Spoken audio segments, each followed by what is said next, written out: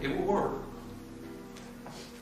Joshua chapter 4, this is after going to the Canaan land. And verse number 1 said, "And it came to pass when all the people were clean, passed over Jordan, that the Lord spake unto Joshua, saying, Take you 12 men out of the people, out of every tribe of man, and command ye them, saying, Take ye hence out of the midst of Jordan, out of the place where the priest's foot stood, where the priest's foot stood firm, 12 stones, you carry them over with you, and leave them in the lodging place where you shall lodge this night. Then Joshua called the 12 men, whom he had prepared of the children of Israel, out of every tribe of man. And Joshua said unto them, Pass over before the ark of the Lord your God into the midst of Jordan, and take ye of every man of you a stone upon his shoulder, according to the number of the tribes of Israel, the children of Israel. That this may be a sign among you, that when your children ask their fathers in time to come, saying, What mean ye by these stones? Then ye shall answer to them, that the waters of Jordan were cut off before the ark of the covenant of the Lord.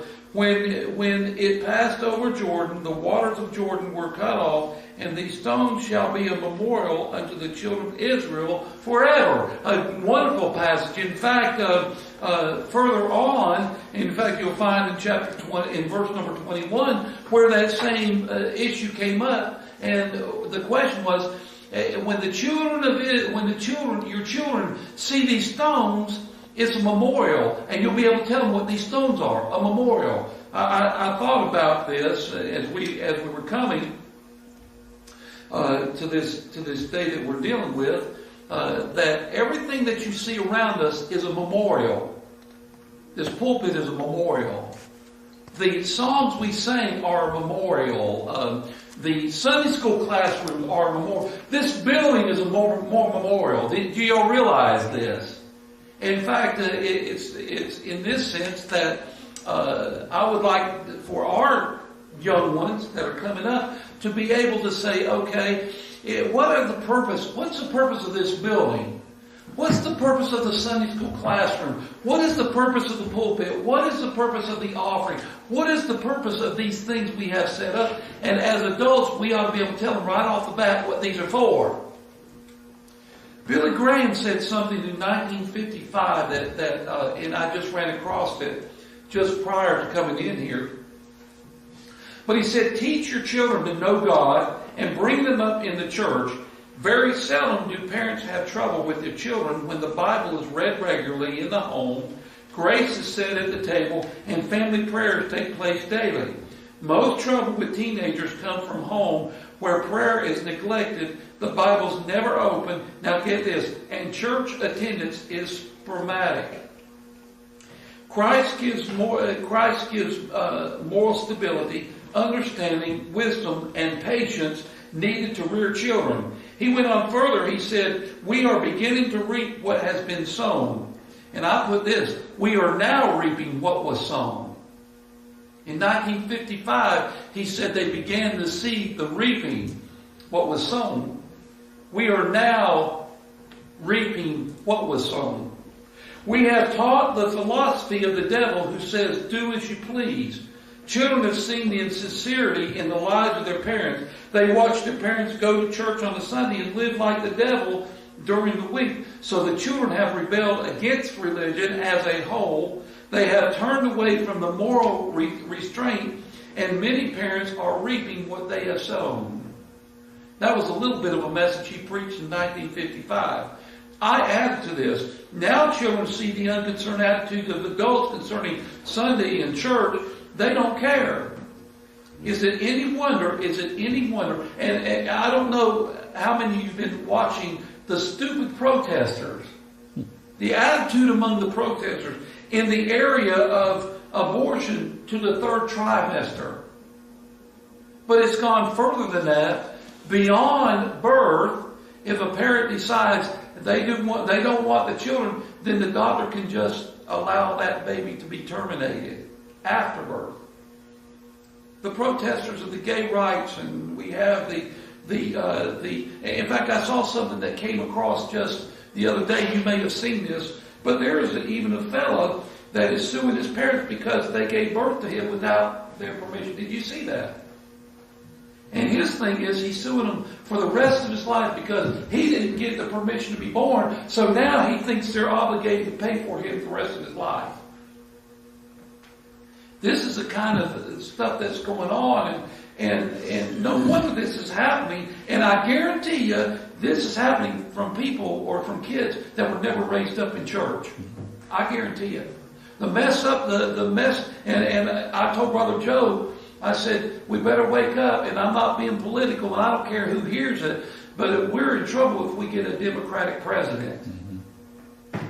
I mean, I know some people ain't going to like that, because you said this has gone over to other countries, but I'm telling you something, that we better wake up, and this is coming out of, I believe, a generation that was never raised up in church.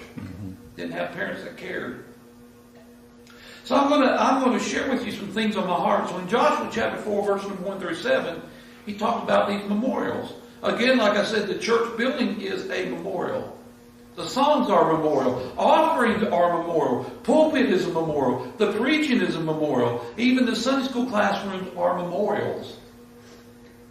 There's a purpose in all this. Did y'all realize this?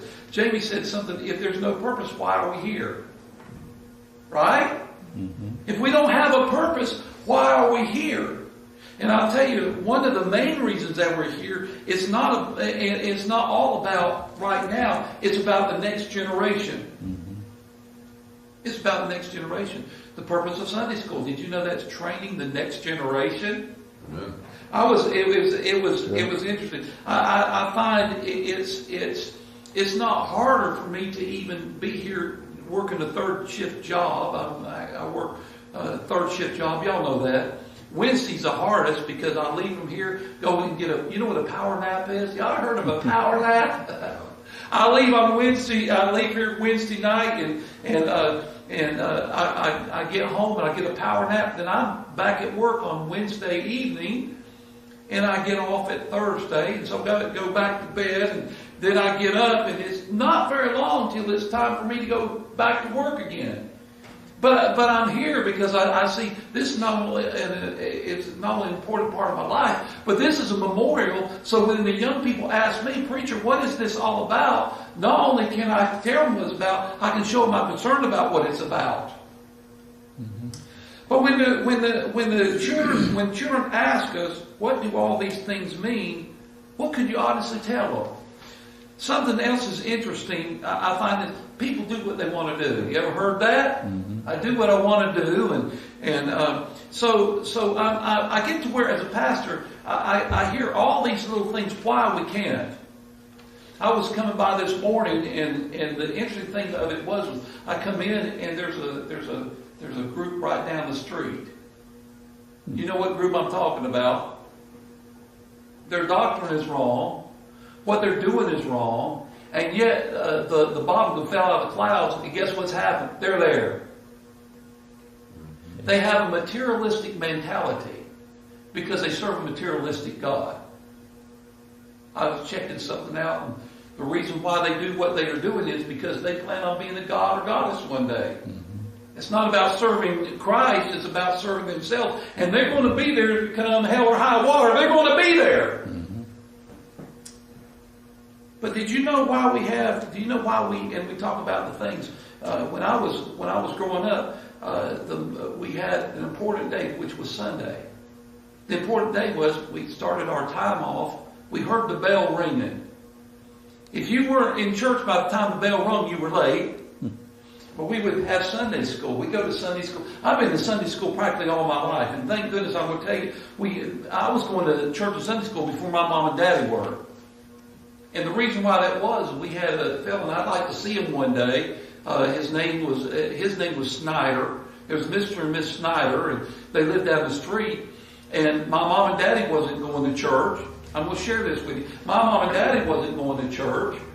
I don't know that they even cared about going to church, but my mom and daddy didn't go to the church.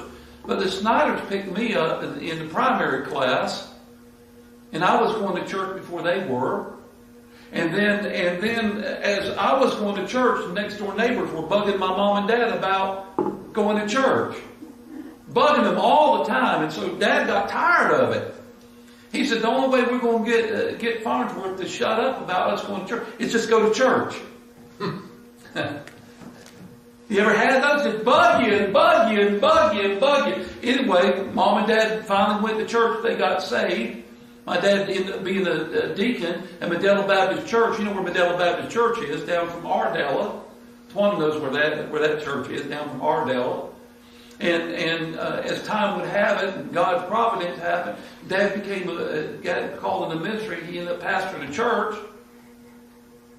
But I think as a result of the Snyders taking me to Sunday school, and then the Farnsworths dealing with my mom and dad, now my dad went in the ministry. But and little did I realize they were training, the Sunday school was training me. But we have to, and again, as we talk about this thing on the future, we got Kenneth coming up, we got Bella coming up, we got Case coming up, Angel's here, and all these young people. They're going to be the next members of this church, hopefully. But for a lot of people, this church never existed. It wouldn't matter. It'd be a building that'll probably just fizzle out. And I like what Jamie said. Finally, it hit you side of the head. That, boy, if this generation's gone or going to be gone, and then what are we going to do? Right. But we need it, and of course, I'm coming to the end of what I'm telling you. This has just been on my heart, and so next week there'll be points. But we all, as members of Mayfield Drive, I'm proud to be a member of this church. I'm proud to be a member of this church. It'll soon be 13 years I've been here. And that's a rarity for pastors. Mm-hmm. You know what the average, I said this, and you'll probably, as a review, did you know what the average time for a pastor to be in a church? 2 years. 2 years. That's it. 2 years. 2.5? 2 years? And I've been here for 13 years. I remember I told Brother Joe, and thank goodness I had so many encouragers along the way. Brother Wayne Bowles. Some of you know Brother Wayne Bowles. He was a great encourager. He would call me every once in a while, and Brother Barney, I can remember that. And he would call, "How you doing, brother?" And I would talk to him. And then I would talk to Brother Clyde Lanier. And I always considered him as he was my Paul and I was his Timothy. He was my teacher. I was his tormentor. But he would always encourage me. And the times that, I don't know if one of I told you, the times that I was wondering, I was going through some emotional things, and Brother Lanier said, "Well, are you thinking about leaving because of the way that you're feeling, or are you wanting to leave because God's moving you?" And I'm thinking, I wish he had never told me that. And I dealt with the area when I was dealing, and Katie and Susan and Chris may have remembered this when I was teaching on the aspect of holiness towards God, and where the prophet said, "And I saw the Lord high and lifted up in his train field." You remember that? And I called Brother Lanier and I said, "Brother," I said, this is what I'm preaching on, and I said, "I've got some concerns." He said, "Brother," he said, "I want to warn you," and he said, "I want to caution you." He said, "They're all going to hear it." He said, "Most of them are not going to like it. They'll either come against you or they'll leave." But he said, "You're going to have a few of them that'll stick with you, and they're hanging." And thank goodness I had a few that did that. Thank goodness I had an encourager that said, "Hang in." That's why he was my Paul. In fact, Paul wrote Timothy, and he said, "Hang in there. Stay with that church.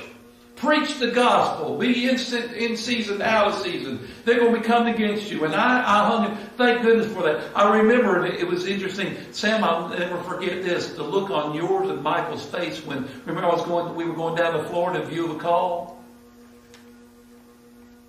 And she had that look like, "Oh no. Oh no." But that's not where God would have me to be. But there's some things. First of all, we need to, there's 4 things I want you to remember. Number one is, it's been said more than half of the church members in America don't have a biblical understanding of church membership. I want to change that. One thing is we can find out What is it involved? What does it mean to be involved of a member of Mayfield Drive Baptist Church? If you go in the vestibule, if you go in that first room when you come out and you look on the wall, we call it the church covenant. That's what it means to be a member of Mayfield Drive. That's the basics of it. If we follow the basics of that church covenant, we'll be doing all right. But number two is we need to raise the bar of expectation. We need to adhere to what the church covenant says and not dumb it down. We need to raise the bar of our expectation. I need to raise the bar of my expectation. I need to do what God would have me to do. Not worrying about what other people are not doing, but do what God would have me to do. The past is in the past. In fact, he said, I press on for the mark of the high calling. Forget about those things which are in the past. I think he said something like that, brother. Forget about those things which are in the past, but press on for the mark of the high calling. My wife reminds me of that quite a bit. I got to quit worrying about the past. Nothing can change the past. But we can sure have an effect on the future. Mm-hmm. The third thing is we need to mentor one another. Amen? Mm-hmm. We need to mentor one another. We need to encourage one another. In fact, Paul wrote something of this nature as we see the day approaching. We need to encourage one another. We need to encourage one another. We need to let people know how glad they are, how glad we are that they're there. We need to mentor them. In fact, I'll tell you what we need to really do. We need to mentor these young people. Mm-hmm. They're looking to us. It's funny. Jamie was telling me, he was talking about working with young people, and it scared him half to death. I said, it's a good training ground. I learned one thing with young people is you just, if they're on a slip and slide and they're in the mud and they're in the crud and they're all that stuff, guess what? You need to be in the mud and the crud and the slip and slide and everything else. Got to mentor some of the kids that don't look and act and smell right. But we need to mentor them. We need to be involved. In fact, we got the training ground. We got some of the best training ground. And with plans that are ahead. I know I sound like the president, but I know I'm not meaning to. But I mentioned to you some things we talked about. We'll be bringing more of that to you next Sunday, so the church can vote on that. And again, it will work. I think there's like 14 different things we want to share with you. It will work if we work it. But we need to be involved in Sunday school. Sunday school students, and I heard this. Did you know Sunday school students are more likely to have a servant's heart? Isn't that interesting? But the thing about it is, we need to realize that we need to be training. And I thought about this also, and I mentioned this. Did you know that this may be our last door of opportunity to see something happen? We've had many times doors open, and many times doors are closed. But this may be the last door of opportunity. And if we become apathetic, we shortchange our children. Mm-hmm. Follow me? If we become apathetic, we shortchange our children. And if we're not excited about this church, our children won't be excited about it. That's right. They won't get excited. They watch us. I saw this, and it's very interesting that I'm looking forward to the days when I can go back to camp. I enjoyed that. But the one thing about it is, if you get excited about things like camp and things about church and all this, the children find it is exciting. I believe that. The songs that we sing, like that song, Jesus. There's something about that name. Yeah, but the song, and Jane was saying, what was that little thing you were in that? You know, sweetest thing. You know that part. I can't do it now because we're not. But I got excited about that song. But when we become excited about what we believe, it'll have a positive impact upon our children. Mm-hmm. When I remember years ago, and I'll never forget this. I had one of the men ask me, he said, "Preacher," he said, "I'd love to see young people in his church." I thought, hot dog. There's a door of opportunity. Hot dog. I'd like to see church. I'd like to see lots of young people. And I said, I would too. I said, but if we have young people, we've got to work on them. We've got to work with them. We've got to work them. We can't just have them come. We've got to work with them. And did you know, never volunteer. Yesterday my flame was lit up again. A door of opportunity. I'll put it this way right here. I told Brother Joe as we got leaving, I said, I'm just curious to see what God's going to do. Leave the consequences to Him. I would love to see one day my 2 grandkids, Case and Kenneth. And then we've got Xavier and Ella. We've got Ella and Bella. But we look at them as young now. They are the next members of this church. And if we don't get it going, guess where they're going to end up going? There'll be 1, 2 things. They won't go, or they'll go someplace where they won't get the right doctor. Saw something come in the mail, and there's a church, I think they're having the door prizes. You can win a door prize. Everybody's eligible for a door prize, hunting equipment and this and that. Those are temporary things, but what really will last through eternity is what we teach our kids. Mm-hmm. Father, thank you for giving us the opportunity to be here this morning, and just pray that you'll just help us to see that what we do here is not only a memorial, but Father, help us to see that it's important that we hang and we keep on keeping on for the future of the next generation. Father, we don't need the generation that's in our church